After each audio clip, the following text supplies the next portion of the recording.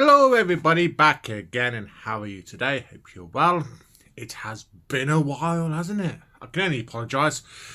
I got swept up in, real life. And yeah, so basically for those of you who've been waiting, this is my review for the penultimate Season 26 story, The Curse of Fenric. Now, well, it goes without saying that I adore Curse of Fenric. It's going to get a 10 out of 10. Just putting it out there. Well, basically, just like a certain Season 17 story,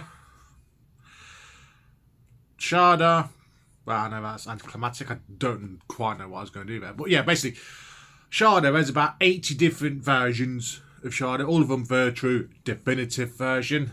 All nonsense. And they all feature on the Season 17 box set. Curse of Fenric has 3 versions, which are also all available on the Season 26 box set. You've got the televised version, you have got the extended VHS version, which is for the first time available on disc, and you've got the extended movie version that's available on the DVD. And unlike Sharda, Curse of Fenric is fucking awesome. Sharda is average at best. And yeah. Basically, I fucking adore the story. I always have done. Set in the Second World War on a UK army, well, like a training scientific marine camp sort of thing. Basically, it's like all behind the scenes shenanigans trying to get into the mindset of the Nazis and blah, blah, blah.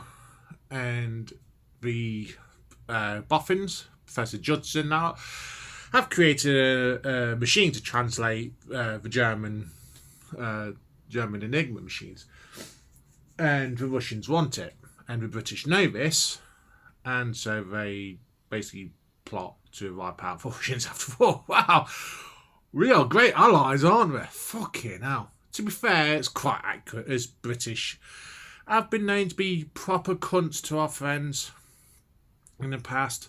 Sorry, EU, I still love you, but basically, while we're doing this, there's also behind the scenes meddling from a being called Fenric, who has met the Doctor before and has basically been manipulating his life since basically Dragonfire, probably before then, because we get an explanation of how Ace was taken to Iceworld and Lady Penfoot, how she was able to create the time storm and that lot, and it's all building up. And we get this phenomenal showdown. Sylvester McCoy is fucking amazing as a Doctor. He is scheming, he's manipulative, but he's doing it for the best intentions. And at the end, he has to break Ace's heart to ensure break Ace's heart to ensure that he can defeat Fenric. And you do get the impression that the relationship's not quite the same after this. And yeah, I know in extended media it goes into it more than that lot. And I just fucking love the story. The novelisation of it has Judson and the base commander, Commander Millington, were lovers at a time when it was illegal in the UK. And I think that's awesome. Very believable. It's canon, as far as I'm concerned. Pardon me. Oh, that was rude. I can only apologise. I love the fact that it's a story set in the Second World War and there is a single Nazi in it.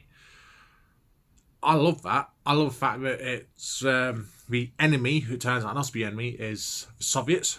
Now, let's be honest, the Soviet Union has got a long history of being utter cunts to its friends and enemies.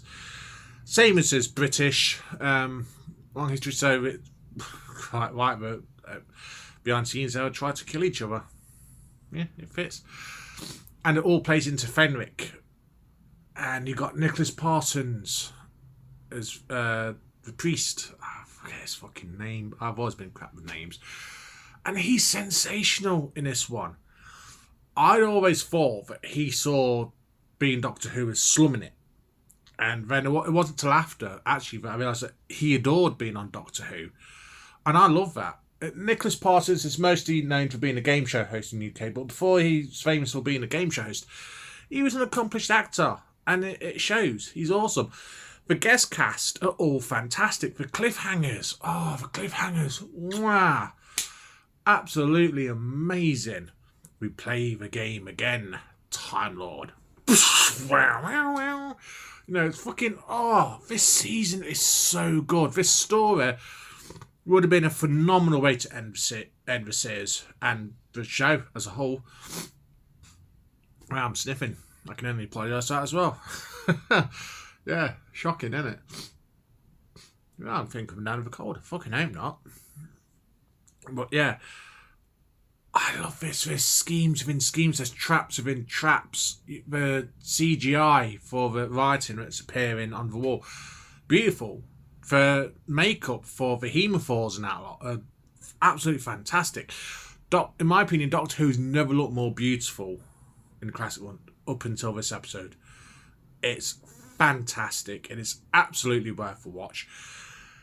I must admit, I've not watched any of the extended versions yet. I'm going to in time, so I'm only going with the TV version, and you can tell some bits were edited out purely for time. And apparently, they looked at having a part 5, which didn't pan out. Can't get the extra episode.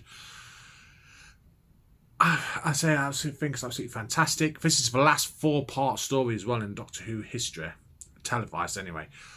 Well, up until now, who knows what's going to happen in the future? But yeah, there's been 3-parters, there's been 6-parters, blah blah. But this is the last 4-parter, and it's the last 4-parter that ends on a high.